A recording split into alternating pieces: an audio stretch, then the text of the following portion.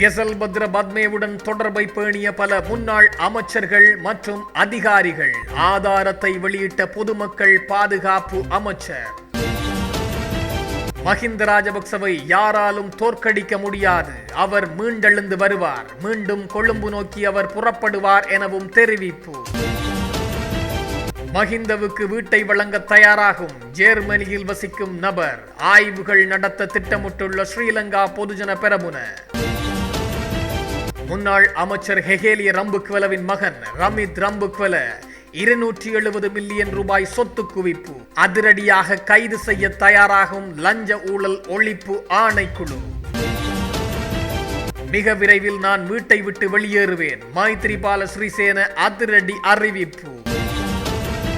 வாகன விபத்தில் சிக்கிய தமிழரசு கட்சி நாடாளுமன்ற உறுப்பினர் தீவிர சிகிச்சை பிரிவில் அனுமதிப்பு. கெசல்பத்ர பத்மே மற்றும் அவரது சகாக்களும் தற்போது போலீஸ் புலனாய்வு குழுக்களுக்கு வெளிப்படுத்தும் முக்கியமான தகவல்களின் அடிப்படையில் அடுத்த சில நாட்களுக்குள் மேலும் பலர் கைது செய்யப்படுவார்கள் என்று பொது பாதுகாப்பு அமைச்சர் ஆனந்த விஜயபால தெரிவித்துள்ளார். கெசல்பத்ர பத்மே மற்றும் அவரது கூட்டாளிகள் போலீஸ் காவலில் எடுக்கப்பட்ட போது அவர்களை விடுவிப்பதற்கு சில போலீஸ் அதிகாரிகள் உதவி கோரியுள்ளதாகவும் போலீஸ் புலனாய்வு குழு தகவல் வெளியிட்டுள்ளது. இந்த குற்றவாளிகள் நாட்டை விட்டு வெளியேற முயன்ற போதிலும் அவர்களுடன் நட்பை பேணிய நபர்கள் குறித்து குடிவரவுத்துறைக்கு தகவல்கள் தெரிவிக்கப்பட்டுள்ளதாகவும் குறிப்பிடப்பட்டுள்ளது. மிக விரைவில் கெசல்பத்ர பத்மே குழுவுடன் தொடர்பை பேணிய மிக முக்கியமான அரசியல்வாதிகள் மற்றும் போலீஸ் அதிகாரிகள், இராணுவ அதிகாரிகள் கைது செய்யப்பட உள்ளார்கள் என்பதையும் பொதுமக்கள் பாதுகாப்பு அமைச்சர் ஆனந்த விஜயபால சுட்டிக்காட்டியுள்ளார். ஜெர்மனியில் வசிக்கும் இலங்கையர் ஒருவர் மாலபேயில் உள்ள தனது வீட்டை முன்னாள் ஜனாதிபதி மஹிந்த ராஜபக்சவுக்கு வழங்க தயாராக உள்ளதாகவும் தெரிவிக்கப்பட்டுள்ளது.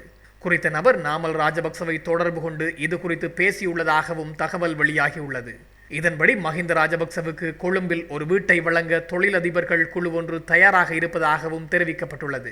பத்திரமுல்லையில் ஜெயந்திபுரவில் ஒரு தொழிலதிபர் ஒரு வீட்டை வழங்க முன்வந்துள்ள நிலையில் அதனை ஸ்ரீலங்கா பொதுஜன பெரமுனவின் ஒரு குழு சென்று ஆய்வு செய்துள்ளதாகவும் தெரிவிக்கப்பட்டுள்ளது. இந்த நிலையில் தேவையான வசதிகள் கிடைத்தவுடன் முன்னாள் ஜனாதிபதி மஹிந்த ராஜபக்ச கொழும்பு திரும்புவார் என்று முன்னாள் நாடாளுமன்ற உறுப்பினர் சஞ்சீவ எதிர்மென தெரிவித்துள்ளார். அத்துடன் முன்னாள் ஜனாதிபதியின் ஓய்வுக்கான வசதிகளை வழங்குவது அரசாங்கத்தின் ஒரு பகுதி என கூறிய எதிர்மென அவருக்கு சரியான மதிப்பை வழங்க இந்த அரசாங்கம் தயாராக இல்லை எனவும் சுட்டிக்காட்டியுள்ளார். முன்னாள் அமைச்சர் ஹெகேலிய ரம்புக்வெலவின் மகனான ரமித் ரம்புக்வெல தனது தந்தை சுகாதார அமைச்சராக பதவி வகித்த 21 மாதங்களில் 270 மில்லியன் ரூபாய்க்கும் அதிகமான சொத்துக்களை குவித்துள்ளதாக லஞ்சம் அல்லது ஊழல் குற்றச்சாட்டுகளை விசாரிக்கும் குழு தெரிவித்துள்ளது. இந்த சொத்துக்களில் கொழும்பு 7 தர்மபால மாவட்டத்தில் அமைந்துள்ள ஒரு சொகுசு வீட்டு தொகுதியிலிருந்து வாங்கப்பட்ட 2 வீடுகள் அடங்கும். அவற்றின் மதிப்பு முறையே 80 மில்லியன் ரூபாய் என்றும் 6.5 மில்லியன் ரூபாய் எனவும் மதிப்பிடப்பட்டுள்ளது. கூடுதலாக ஒரு ஜீப் வாகனமும் இதன் மதிப்பு 18 மில்லியன் தொகை மற்றும் அவருக்கும் அவரது மனைவிக்கும் சொந்தமான 8 வங்கி கணக்குகள் குறித்தும் ஆவணங்கள் கிடைத்துள்ளதாக தெரிவிக்கப்பட்டுள்ளது. ஜனவரி 1, 2022 முதல் நவம்பர் 14, 2023 வரையிலான காலத்தில் ரூபாய் 290 மில்லியன்கள் வரையில் பணத்தை ரமித் ரம்புக்வெல எவ்வாறு கையகப்படுத்தினார் என்பதை வெளிப்படுத்த தவறிவிட்டார் என்று ஆணையகம் உறுதிப்படுத்தியுள்ளது. ஊழல் குற்றச்சாட்டுகளின் கீழ் நடத்தப்பட்ட விசாரணைகளை தொடர்ந்து லஞ்ச ஊழல் ஆணையகம் அவருக்கு எதிராக ஊழல் தடுப்பு சட்டத்தின் கீழ் 12ஆம் திகதி உயர் நீதிமன்றத்தில் குற்றப்பத்திரிகைகளை தாக்கல் செய்தது. இந்த விசாரணை தொடர்பாக ஏற்கனவே பலரின் வாக்குமூலங்கள் பதிவு செய்யப்பட்டுள்ளன. அவர் மற்றும் அவரது மனைவியின் பெயரில் வங்கி கணக்குகளில் நிலையான வைப்பு தொகைகள் கூட திறக்கப்பட்டுள்ளதாகவும் தெரிவிக்கப்பட்டுள்ளது. மிக விரைவில் அவரிடம் விசாரணை நடத்தப்படலாம் அல்லது அவர் கைது செய்யப்படலாம் எனவும் தெரிவிக்கப்பட்டுள்ளது. வாகன விபத்து ஒன்றில் படுகாயமடைந்த மட்டக்களப்பு தமிழரசு கட்சி நாடாளுமன்ற உறுப்பினர் ஞானமுத்து ஸ்ரீநேசன் அதிதீவிர சிகிச்சை பிரிவில் அனுமதிக்கப்பட்டுள்ளதாக தெரிவிக்கப்பட்டுள்ளது. நாடாளுமன்ற உறுப்பினர் ஸ்ரீநேசன் பயணித்த வாகனம் களுவாஞ்சிக்குடி பிரதேச செயலகத்திற்கு அருகில் கார் ஒன்றுடன் நேற்றைய தினம் மோதுண்டதில் இந்த விபத்து இடம்பெற்றுள்ளது. விபத்தில் நாடாளுமன்ற உறுப்பினரது கை தோள்பட்டையை விட்டு விலகி படுகாயமடைந்த நிலையில் நோயாளர் காவு வண்டியின் மூலம் மட்டக்களப்பு போதனா வைத்தியசாலையின் அதிதீவிர சிகிச்சை பிரிவில் அனுமதிக்கப்பட்டுள்ளதாகவும் தெரிவிக்கப்பட்டுள்ளது. அம்பாறையின் ஆலடி வேம்பில் நடைபெற்ற தமிழரசு கட்சியின் மத்திய குழு கூட்டத்திற்கு சம்பவ தினமான நேற்று கலந்து கொண்டு விட்டு மட்டக்களப்பை நோக்கி பயணித்த போதே பிற்பகல் 4 மணி அளவில் இந்த விபத்து இடம்பெற்றுள்ளது. முன்னாள் ஜனாதிபதி மைத்ரிபால ஸ்ரீசேன அடுத்த 2 அல்லது 3 நாட்களுக்குள் தனது உத்தியோகபூர்வ இல்லத்தை விட்டு வெளியேறப் போவதாக அறிவித்துள்ளார். இதற்காக ஏற்பாடுகள் தற்பொழுது நடைபெற்று வருவதாகவும் அவர் தெரிவித்துள்ளார்.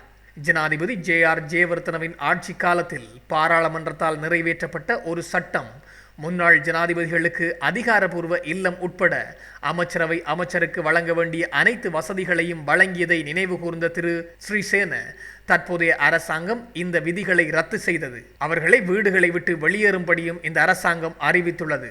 இந்த விடயம் சார்ந்து எனக்கு எந்த பிரச்சனைகளும் இல்லை. நான் வெளியேற தயாராக இருக்கிறேன்.